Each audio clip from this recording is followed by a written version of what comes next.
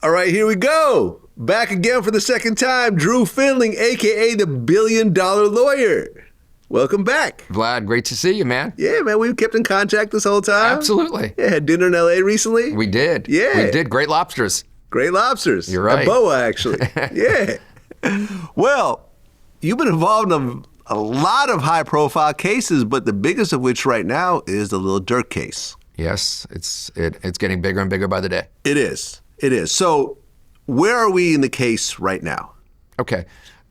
So we're operating on the same superseding indictment, but what's happening in a federal case is, you and I have talked about, and you're very well aware of, real difference between state and federal cases. Right. If you and I talk, state cases are kind of middle school basketball, and federal cases are kind of the NBA all-star in terms of the complexity and everything that goes into it. And I say that because, we just get tranches of evidence that come in on a rolling basis. Those are all covered, unfortunately, for the public by protective orders. We really can't talk about them. That being said, we have motion dates coming up. And motions are important because these are all our legal filings.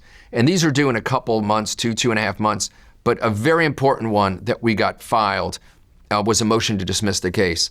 And a lot of the people that watch your show know about that because we came out very, very hard at the first detention hearing and said, hey, listen, we know it's a detention issue, but the only difference between the indictment that didn't include Durk and the one that does include him is this new fact that's in paragraph 6 that says he released this music to celebrate and monetize the death of this young man and the attempted murder of somebody else.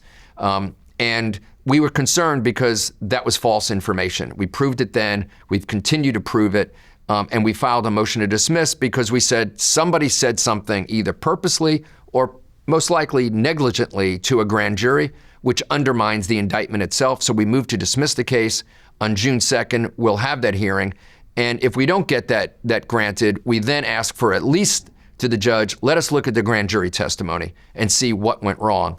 And of course, based on that, we've asked for a review of the detention hearing.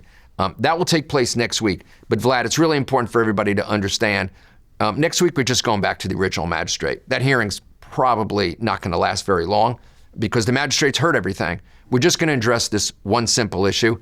And irrespective of what she rules, it's going to have to go to the district court. It's going to be a very quick hearing because as you can imagine, even if we prevail, the government's going to appeal this case. And if they prevail, we're going to still go to the district court. So nothing's really going to be decided next week. I know everybody wants to see that, but it's not.